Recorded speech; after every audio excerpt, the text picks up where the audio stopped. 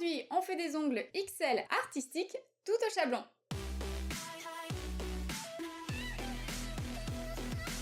Salut YouTube! Dans cette vidéo, on va réaliser une pose sophistiquée grâce à des formes originales. On va avoir besoin de chablons et d'un gel totalement transparent. Je vous montre tout de A à Z, restez bien jusqu'à la fin pour voir le résultat. C'est parti! Avant de faire de nouvelles extensions chablons, je coupe l'ancienne longueur et je dépose tout le gel à la ponceuse. L'ancienne pose avait été faite avec un gel caoutchouteux et pour le retirer intégralement, un grain doux me suffit vu qu'il n'y avait pas de grosse construction. Que ce soit pour les remplissages ou les déposes, je travaille systématiquement avec des embouts qui ont une forme de cône vu qu'ils épousent bien la plaque de l'ongle et qu'ils ne laissent pas de tranchées dans la matière. Puis avec la face 180 de ma lime demi-lune, je reprends tout le bord libre que j'arrondis au maximum. Je raccourcis, ce sera mieux vu que pour nos rallongements, on va jouer sur la transparence. Une fois la plaque griffée et matifiée, je déshydrate avec mon nail prep en spray qui sèche instantanément. Et j'applique par petites touches de l'Ultra Bond. Et donc ce produit qui correspond à notre primer mais dans la version sans acide, laisse un fini collant pour bien faire adhérer le gel à l'ongle. Alors vous allez voir que je vais vider complètement ce pot tout neuf de gel transparent qui est d'ailleurs un petit peu violacé. Donc ça signifie qu'il me faudra 15 g de gel rien que pour cette pose. Pour l'instant, j'ai fait la découpe de mon chablon et je le positionne de manière à redresser l'axe de l'ongle qui est très arqué. Pour commencer, je définis ma longueur en créant déjà le rallongement. Donc je travaille mon gel essentiellement sur le chablon. J'en mets vraiment très peu, mais surtout, je couvre suffisamment de surface pour ne manquer de rien au limage tout en renforçant mes points de sortie si je veux une pose qui tient même pour des ongles XL. Après avoir catalysé une première fois pendant 20 à 30 secondes, je pinche avec ma pince en métal et je laisse le gel refroidir quelques secondes dans cette position. Une fois la seconde catalysation terminée, je retire mon chablon en prenant soin de bien décoller les parois du gel avant de le tirer vers le bas. La seconde étape consiste à déposer du gel à nouveau sur l'extension et aussi sur l'ongle. J'étire bien la matière, je ne catalyse pas et j'ajoute immédiatement une bille de gel puisque je commence à entamer l'architecture. Alors un conseil, ne soyez pas trop gourmand et ne prélevez pas trop de matière. Sinon, avec le poids, le gel risquerait de s'affaisser assez vite. Surtout que j'ai choisi un gel de viscosité moyenne et autolissant, parce qu'il a plusieurs avantages. Il ne chauffe pas, ne jaunit pas et se lime assez bien. Hormis les index et un auriculaire qui sont en amande russe, les autres auront une forme beaucoup plus géométrique avec des arêtes très marquées en limage diamant. Et avec mon pinceau plat, je lisse le gel sur les parois sur ce type de longueur. C'est très important de travailler finement. Comme d'habitude, les points de rupture doivent être recouverts. N'oubliez pas que le choix de votre gel a une grande importance. Vous devez le choisir selon vos préférences et le type de pose que vous allez faire. Je fais toujours en sorte de limiter le limage, alors je me dirige pour ainsi dire tout le temps vers des gels auto-égalisants, même pour des ongles longueur extrême. Le tout, c'est de manier la matière par paliers. D'abord le rallongement, la construction et l'apex. En travaillant comme ça, le gel catalyse à la perfection, pas de perte de temps au limage et pas de gâchis. Et votre forme sera réussie uniquement si vous placez correctement votre chablon et si vous apprenez à pincher au bon moment. Il existe différentes pinces pour ça, et la manière dont vous vous en servez ne sera pas pareille en fonction du modèle. Si comme moi vous devez enchaîner et pincher 10 doigts sans attendre que le travail se fasse, je vous conseille des pinces plus légères, qui permettent de rester dans la position sans que ce soit nécessaire de les maintenir à la main. Il n'y a qu'avec cette méthode que pendant ce temps, je peux continuer de travailler tranquillement sur les autres ongles. Quand ils sont tous correctement catalysés, avant d'entamer le limage, je dégraisse avec un coton non pelucheux et imbibé de cleaner. Pour me faciliter la tâche, je démarre à la ponceuse avec un grain fort. Vu le choix de la mise en forme, je me sers d'un embout conique avec un repère vert. Les bagues de couleur sur la mèche de l'embout permettent de se repérer, mais à l'œil nu on observe très facilement la denture. Il ne termine pas en pointe donc c'est très sécurite pour travailler tous les axes et les arêtes. puis à la lime, je termine de mettre en forme les murs, le bord libre et le dôme. Normalement, si vous n'avez pas surchargé de gel, vous devriez pouvoir façonner votre construction assez facilement, avec un grain 100. Pour ne pas trop subir les à-coups de la lime, je soutiens bien la dernière phalange et la longueur dans ma main gauche. Et je n'hésite pas à coucher le doigt pour aplanir chaque face correctement. Il faut que les facettes soient bien définies pour que les arêtes soient apparentes. Surtout que nous allons jouer avec la transparence, donc sans vernis, rien qu'avec des poudres. Il faut vraiment que je m'assure que ce soit suffisamment lisible et que le limage soit assez précis pour que ça ressorte bien. Le limage diamant nécessite une gestuelle assez énergique et de respecter une règle essentielle. Jamais de mouvement arrondi. Sinon, on modifie instantanément le look et irrémédiablement la structure. Donc attention à ce qu'il ne vous manque pas de matière sur le dôme, parce que s'il y a un creux, il ressortira au limage et la forme perdra tout son charme. Pour ce qui est du bord libre, vous pouvez l'effiler en pointe ou respecter plutôt l'harmonie d'un carré. De la même façon que vous pouvez le biseauter ou au contraire limer le bord libre strictement droit et perpendiculaire à l'axe horizontal. Donc plutôt en angle droit. Il n'y a pas d'erreur, c'est selon vos goûts. Faites en sorte que ce soit cohérent et proportionné avec la longueur, l'implantation de l'ongle naturel et la main sur laquelle vous travaillez. C'est parti! Pour appliquer mes poudres Mermaid au chrome, je me sers d'une base spécifique pour ces effets. Je l'applique uniformément sur tout l'ongle sans épaisseur que je catalyse pendant 60 secondes. Quand c'est sec, je frotte tout de suite dessus mes pigments pour qu'ils adhèrent. Attention de ne pas griffer la surface avant de protéger la poudre. Quand c'est dépoussiéré, je protège avec un rubber top que je catalyse à nouveau. Alors avec ces matières plus épaisses, il faut juste travailler avec minutie et sans paquet pour ne pas risquer de modifier l'aspect général de l'ongle. Je reproduis la même application sur l'auriculaire. On va alterner avec une poudre à reflet Aurora comme ici et des tons noirs qui tranchent totalement sur les autres.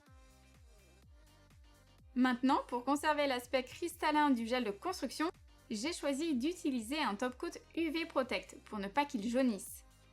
Donc même chose, j'y vais avec parcimonie. Mais l'avantage, c'est que toutes ces finitions ont une viscosité qui ne coule pas facilement. Donc ça s'adapte parfaitement aux ongles longs. Je termine d'appliquer ma finition sur les doigts concernés et j'alterne de main pour ne pas perdre de temps pendant que ça catalyse. Comme ça, je continue de fixer mes pigments Aurora avec mon petit pinceau en mousse. Et bien sûr, je n'oublie pas de protéger avec mon rubber top en lissant au maximum la matière sur les parois. Pour verser des paillettes en pluie, je me sers d'un gel renfort bien adhérent pour les fixer dessus. Donc je l'applique sur la zone que je souhaite recouvrir de paillettes noires. Bien sûr, pour plus d'opacité, vous pourriez appliquer un color gel noir juste avant. Et pour être certaine de ne pas avoir débordé, j'essuie les murs avec un pinceau propre. Ensuite, je me sers d'un repousse cuticule pour les verser directement sur le gel. L'effet sucre, une fois catalysé, ne doit surtout pas être recouvert. C'est pour cette raison qu'il nous faut un gel assez robuste, qui permette de les faire tenir plusieurs semaines. Et très important, il doit être sans résidus. Je tapote un petit peu pour retirer l'excédent et enfile dans la lampe. Pour l'autre doigt, je refais exactement la même chose. Donc j'applique d'abord mon gel. D'ailleurs, vous pouvez vous servir de n'importe quel rubber top ou quick finish avec lequel vous aimez travailler. Le tout, c'est de ne pas avoir de couche collante après catalysation. Sinon, le souci, c'est que vous allez avoir des poussières qui se logent entre les paillettes. Ça ne sera pas joli et en plus, ça va l'abîmer prématurément. En gros, la poudre risquerait de sauter assez vite. Vous voyez que j'en verse en grosse quantité. Je veux être bien certaine de recouvrir toute la surface. Sinon après, c'est trop tard. Repasser dessus une fois que ça a catalysé ne fera pas propre du tout malheureusement. Je penche le doigt, le surplus tombe, on n'a plus qu'à catalyser. Quand c'est fait, je passe avec un pinceau fluffy pour entre guillemets nettoyer. Pour dessiner des motifs, je vais d'abord mettre une couche de top coat mat, ce sera plus simple. Sur un fini velours, les VSP, peinture ou color gel s'agrippent mieux et ne bavent pas comme sur la couche de dispersion. Donc j'ai tout intérêt à faire ça avant. Pour notre French inversé au pinceau, je travaille avec un Color Gel noir, c'est le Suprême d'Ongle 24, et je commence par l'appliquer au pinceau sans trop écraser la matière. Puis au pinceau liner, je dessine mon tracé, la limite à ne pas dépasser avec le Color Gel. Ce sera vraiment plus simple pour savoir jusqu'où je dois aller. Je fais un sourire assez profond mais en restant aux 3/4 pour ne pas recouvrir tout l'ongle, puisqu'ensuite on va insérer un petit bijou sur la longueur. Quand j'ai mon ovale, c'est bon, je peux remplir à nouveau de Color Gel plus facilement puisque je sais où m'arrêter. Et pour délimiter, j'étire le noir avec le pinceau en remontant mon geste. Je n'écrase pas les poils, sinon ça laissera des creux, et je me resserre si je sens que ça ne sera pas assez opaque.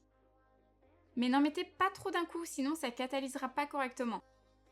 Donc je remplis petit à petit jusqu'à ce que ce soit parfaitement noir intense en une fois pour éviter les épaisseurs.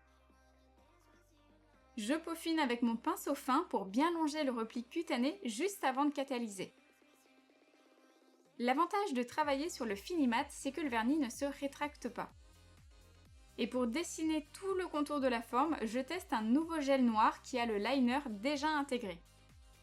Vu qu'il est neuf, je décharge assez régulièrement le pinceau, sinon ça risque de me faire des vagues par amas de matière. C'est quand même assez pratique, mais sûrement pas indispensable quand on a déjà une trousse de pinceau bien remplie. Donc je longe les deux faces en repassant si nécessaire pour avoir un tracé droit. Même chose pour l'extrémité. En plus, je trouve que ça appuie bien le fait qu'on ait une double forme pour cette pose, c'est hyper cool. Je ne perce pas véritablement l'ongle, je vais juste incruster la base d'un strass dans ma construction. Et pour ça, il me faut absolument un embout de ponceuse. Puis je dépose une goutte de rubber base ou un gel de base dans le puits que j'ai créé et je n'ai plus qu'à y déposer le strass. Je catalyse une première fois et ensuite je borde avec mon gel en format stylo de Daily Charm pour ne pas laisser de jour et risquer qu'il s'accroche. Sur le pouce, j'applique aussi du top coat mat puisque je vais dessiner un motif. Et je fais la même chose sur le pouce de la main gauche. Avant de commencer, je fais quelques repères sur l'ongle. Ce sera plus simple pour reproduire le motif. L'idée, c'est de ne pas faire des traits hyper droits, créer du mouvement et un peu de relief. Pour pas dévier complètement de ma trajectoire, mes repères m'aident bien. Comme ça, j'ai plus qu'à relier les points les uns aux autres, c'est assez simple. Alors comme la forme de l'ongle est tubulaire, je dois tourner en même temps le doigt pour réussir mon motif, sinon ça irait très vite de travers. Hop, je termine de fermer le motif. Et ensuite, finalement, je n'ai plus qu'à repasser proprement, toujours avec mon Pro Liner et sans avoir catalysé. Pour faire le cercle tout autour, ça se corse un peu à cause de la forme de l'extension. Donc j'y vais par paliers sans appuyer pour ne pas libérer trop de gel d'un seul coup et déformer mon tracé. Maintenant que le motif a catalysé pendant 60 secondes minimum, je peux recouvrir de ma finition filtre UV. Ce que j'adore faire lorsque je travaille des extensions translucides, c'est d'appliquer un top coat glossy sur l'envers, donc sur mon axe inférieur pour bien accentuer la transparence. Pour que ça reste fin, je vous conseille d'en mettre vraiment très peu et d'utiliser une finition fluide et flexible. Je trouve que ça crée un effet loupe très sympa et que ça valorise encore plus ce type de pose. Alors si vous craignez que ça coule, alternez, ne les faites pas tous d'un coup. Et bien évidemment, il va falloir placer les deux mains sur l'envers pour catalyser dans la lampe. Après tout ce limage, cette poussière, les sprays désinfectants, déshydratants, cleaner et j'en passe, il est temps de soulager la peau et de bien hydrater. Pour ça, je dépose quelques gouttes d'huile à cuticule directement sur mon pinceau propre, que je n'ai plus qu'à masser à même la peau avec des petits mouvements circulaires. Et voilà le résultat de notre superbe pose chablon. On a combiné l'amande moderne type russe et le carré effilé en limage diamant. Retrouvez tout de suite les photos de cette pose sur ma page Insta. Vous allez voir, les reflets sont incroyables.